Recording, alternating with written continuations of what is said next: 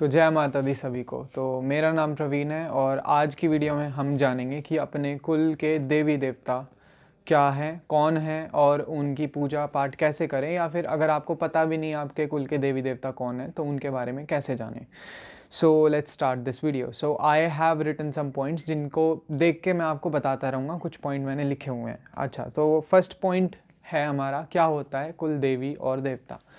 तो देखो, कुल देवी देवता वो होते हैं जिनके आपके कुल में जब आपके कुल की स्थापना हुई थी, जिनकी पूजा पाठ, जिनकी सेवा अर्चना आपके पूर्वजों ने स्टार्ट करी थी जब आपके कुल की स्थापना हुई थी, तो वो होते हैं कुल के देवी देवता। ठीक है।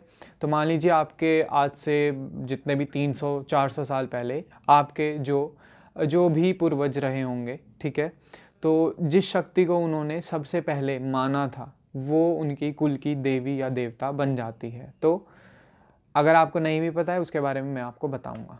ठीक है। तो फर्स्ट कुल देवी देवता क्या होते हैं ये मैंने आपको बता दिया। दूसरा होता है इनको प्रसन्न कैसे किया जाता है। अभी मान लीजिए मेरे जैसे मैं अपनी बात करूँ तो हमारे जो कुल देवी है हमारी माँ शीतला मसानी है, जो कि गुड़गांव में स्थित है। ठीक है। तो ये हमारे कुल के देवी देवता क्यों हैं, जो कि मैंने फर्स्ट पॉइंट में डिस्कस करा कि मेरे कुल में सबसे पहले इनकी सेवा अर्चना मेरे पूर्वजों ने करी थी, तो इसलिए मेरे घर में भी अब वही मेरे कुल देवी और देवता जो भी है वही चलेंगे, जो कि मेरे पूर्वजों ने पहले कुल की स्थापना करते समय जिनकी पूजा करी थी। तो मेरी शीतला मसानी माँ चलती है यहाँ पे। तो सेकंड पॉइंट में हमने जो डिस्कस करना है वो ये है कि इनको प्रसन्न कैसे करा जा सकता है। इनको प्रसन्न कैसे करा जा सकता है, तो बेसिकली तो देखो सबसे बड़ी चीज़ होती है भाव। अगर आपको पता है आपके कुल के देवी देवता कौन है तो उनके मंदिर, उनके स्थान पे जाइए और वहाँ मत्था टेकिए और जो भी उनका प्रसाद चलता है वो वहाँ पे चढ़ाइए। एग्जाम्पल के लिए मैं अपने कंटेक्स्ट में बताऊँगा, जैसे माँ शीतला मसानी है। शीतला मसानी माँ दो हैं, दो मतलब पहले बड़ी माँ है, बड़ी देवी हैं, फिर छोटी देवी है। ये बोलने में ही बड़ी छोटी आ जाता है, दोनों ही सेम माँ आदिशक्ति जगदम्बा का रूप है। तो हम इनके यहाँ पे क्या होगा, इनके यहाँ चलते हैं पूड़े, जिनको कई लोग गुलगुले भी बोल देते हैं। तो इनका भोग ये चलता है। अब नारियल चुन्नी तो हर देवी की चलती है, राइट। सो हम लेके जाते हैं नारियल चुन्नी और ये ले जाते हैं पूड़े और पूरी जो भी हमसे बनता है। तो क्योंकि सबसे बड़ी चीज़ भाव होती है, तो जैसे ही हम जाएंगे वहाँ मत्था टेकेंगे और भाव माँ देखेगी तो वो प्रसन्न हो जाएगी कि मेरे बच्चे आए हैं।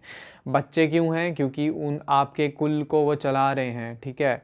आपके आगे तक की जनरेशन उन्हीं की कृपा से बढ़ेगी। ठीक है। तो जब आप उनको प्रसन्न रखते हैं तो आपकी आर्थिक स्थिति भी ठीक रहेगी, आपकी मानसिक स्थिति भी ठीक रहेगी और आप हर तरीके से प्रोग्रेस करेंगे। तो सेकंड इज़ उनको प्रसन्न कैसे करें, ये मैंने आपको बताया कि नॉर्मली उनके मंदिर जाइए, उनका भोग प्रसाद जो भी है वो वहाँ चढ़ाइए। सेकंड। थर्ड, लाग क्या होती है। देखो अभी हमने ये सब बात करी कि कुल देवी देवता क्या होते हैं, उनको प्रसन्न कैसे करें। The third point is going to be लाग। ठीक है। लाग क्या होती है, सबसे पहली बात मैंने आपको बताया कि उनका भोग प्रसाद चढ़ाइए। वो मैंने क्यों ऐसे बोला, देखो लाग का मतलब होता है जो चीज़ पीछे से चलती आ रही है, पीछे से in the sense generations back आपका जो प्रसाद, जो भोग उस शक्ति को चढ़ाया जाता था वो ही आपको देना होगा। फॉर एग्जांपल हमारे केस में पूड़े अगर हमने माँ भगवती को मेरे पूर्वजों ने चढ़ाए होंगे और वो चढ़ाते आ रहे थे, तो मैं या मेरी आगे आने वाली जनरेशन भी उनको पूड़े ही चढ़ाएंगी, उनको गुलगुले ही चढ़ाएंगी, पूरी ही चढ़ाएंगी, क्योंकि जो चीज़ चलती है वही चीज़ आगे तक निभानी पड़ती है। कई केसेस में हमने देखा है कि शक्तियाँ जो होती हैं कुल की देवी देवता वो तामसिक पे होती हैं। तामसिक का मतलब होता है बलि पे होती हैं, भेंट पे होती हैं। तो उस केस में बहुत से केसेस में ऐसा होता है कि वो इरिवर्सिबल होता है, वो नहीं मानती है शक्तियाँ, वो अपना तामसिक ही भोग लेंगी उस केस में। But yes, there are certain cases जिसमें चेंज भी हो सकता है, किसी किसी केस में चेंज हो सकता है। उसके बारे में हम कभी कभी जो है डिफरेंट ये वीडियो बनेगी तब मैं आपको बताऊंगा कि अगर तामसिक पे शक्ति है तो अगर 1% चांस है भी उसको चेंज कराने का सात्विक में, तो वो कैसे होगा। बट येस, जो ये भोग होता है बहुत पर्टिकुलर होता है और लाग जो होती है वो आपको निभानी पड़ती है। जो चीज़, जो प्रोसीजर, जो प्रोसेस, जो भी तरीका आपके पूर्वजों ने अपनाया था उनकी पूजा अर्चना में आपके कुल के देवी देवताओं की, वही आपको फॉलो करना होगा। फॉलो कैसे करेंगे, अगर आपको नहीं पता है तो अपने बड़े बूढ़े घर में सबके होते हैं, आपके नहीं है तो पड़ोसियों के, पड़ोसी इन द सेंस आपके कुल के ही जो चाचा ताऊ हो जाते हैं तो उनमें होंगे, तो उनसे पता करिए कि कैसे इनकी पूजा अर्चना होती थी, अगर आपको नहीं पता है तो। अच्छा, वो भी अगर आपको नहीं पता चलती है तो आपको ये नहीं पता चल रही आपकी लाग क्या है, राइट। सो आप क्या करेंगे, आप माँ को ही अरदास लगाएंगे, वहाँ मतलब जो भी वो शक्ति आपके कुल की, उनको वहाँ पे मत्था टेकेंगे, जो आपका भाव से आप प्रसाद लेके जा रहे हैं वो चढ़ाएंगे और उनको बोलेंगे हमें नहीं पता आपका कैसे होता था, तो आप हमें राह दिखाइए। किसी भी तरीके से आपको वो सिग्नल देंगे, या चाहे इस स्वप्न के माध्यम से आपके ड्रीम्स में वो चीज़ आ जाएगी, या किसी भी कोई इंसान मिल जाएगा जो कि आपको बता देगा, तो आपको वो चीज़ पता चल जाएगी बाय एनी इंस्टेंस, राइट। तो वो एक बहाने से चीज़ हो जाती है। तो हमने ये पॉइंट भी कवर कर लिया कि ला क्या होती है और वो निभानी ही पड़ती है। अब फोर्थ पॉइंट आता है कि देखो, कुल के देवी देवता अलग होते हैं, बट एक आपका ईष्ट भी होता है, जिसके ऊपर मैं वीडियो बना चुका हूँ। I don't know if the video is going to be uploaded when this video is going to be uploaded, तो देखेंगे वो वीडियो कब अपलोड होती है। तो ईष्ट के ऊपर मैं वीडियो बना चुका हूँ। अब कुल देवी देवता ईष्ट की सेवा आराधना में आपकी कैसे हेल्प करेंगे। एग्जाम्पल के लिए मेरी ईष्ट जो है माँ भगवती हैं, ठीक है, तो मैं उनकी सेवा करता हूँ, मैं उनकी पूजा करता हूँ।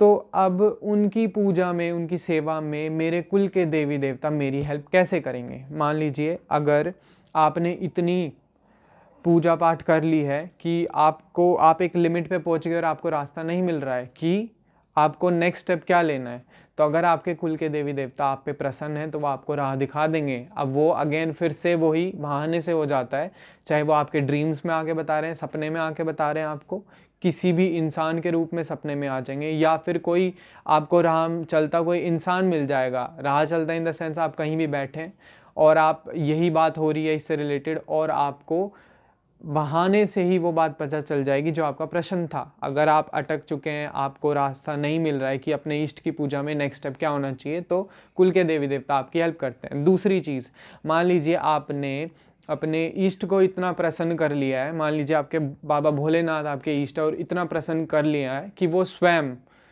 हालांकि ऐसा बहुत ज़्यादा रेयर केस है ये, ठीक है, बट वो स्वयं आ रहे हैं आपके घर, राइट। तो उस केस में क्या होगा, वो घर पे अंदर नहीं आएंगे अगर आपके इष्ट जो है प्रसन्न हो चुके हैं, और देवी देवता जो हैं घर के कुल के वो प्रसन्न नहीं है, तो आपके इष्ट देवता प्रवेश ही नहीं कर सकते आपके घर में, क्योंकि कुल के जो देवी देवता है उनका पहला हक होता है, उनका पहला मान सम्मान होता है, वो पहले राइट रखते हैं कि आपके घर में उनकी पूजा पाठ पहले हो, फिर आप जिस भी देवी देवता की पूजा करना चाहते हैं, अपने इष्ट की पूजा करना चाहते हैं, फिर उनकी पूजा हो, ठीक है। तो अगर आप अपने कुल के देवी देवताओं को प्रसन्न रखेंगे तभी आप अपने इष्ट तक पहुंच पाएंगे, ठीक है।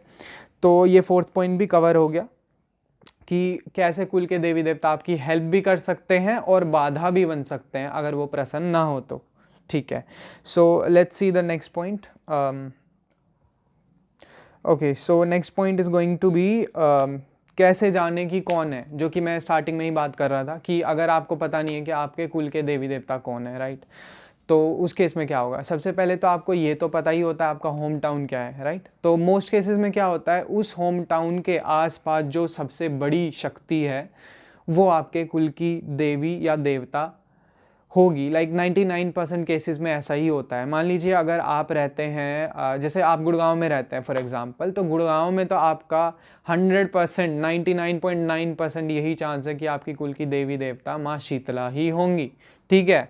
इनके साथ एक माँ मुबारकपुर वाली शक्ति भी चलती हैं, तो वो भी आपको देखना होगा। हालांकि वो एक डिफरेंट टॉपिक हो जाता है, मैं जस्ट आपको जनरल सेंस में बता रहा हूँ कि जिस एरिया में आप रहते हैं, जिस एरिया में आपका होम टाउन है, आपकी रूट्स हैं, वहीं पे जो सबसे बड़ी स्थित देवी या देवता की शक्ति होगी वो मोस्टली आपके कुल के देवी देवता होते हैं। आपको ये पॉइंट क्लियर हो गया। इसके अंदर ही हम बात करते हैं, अगर आपको तब भी आपको कंफर्म नहीं है कि क्या है, तो अपने बड़े बूढ़े जो आपके होते हैं उनसे पूछो, क्योंकि जो उन्होंने पीछे से देखा होगा। मान लीजिए अगर आप अपने होम टाउन छोड़ के भी कहीं और रह रहे हैं, तो वो तो वहीं रह रहे हैं, उन्होंने पूरा जीवन वहीं बिताया है, तो उन्हें पता होगा कि किसकी पूजा अर्चना आपके घर में चलती है, तो उनसे पता करिए।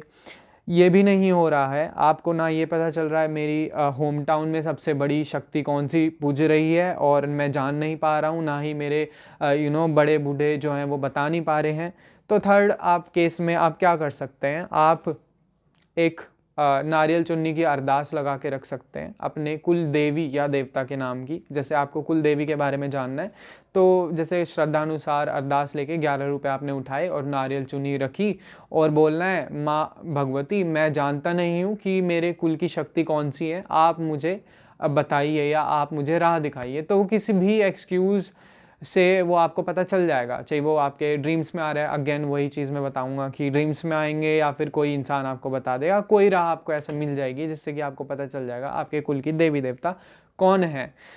हमारे दरबार से भी ये चीज़ बताई जाती है कि आपके कुल के देवी देवता कौन हैं, पर वो तब होता है जब आप दरबार से जुड़ते हैं, और अभी तक वो प्रोसीजर बताने की मेरे को आदेश नहीं है, माने नहीं अभी आदेश करें, तो वो चीज़ बाद में कभी हम डिस्कस करेंगे।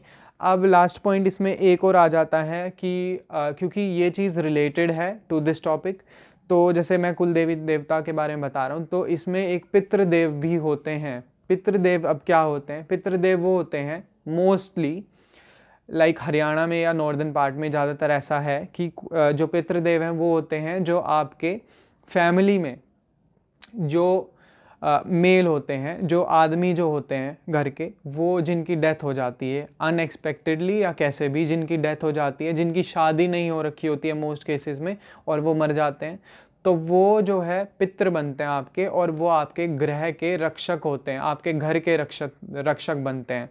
बट अगर आप उनको नहीं मानते, उनकी पूजा नहीं करते हैं नियमित, तो वो नुकसान करते हैं। तो ये बेसिक एक बात होती है पितृ शक्तियों की, ठीक है।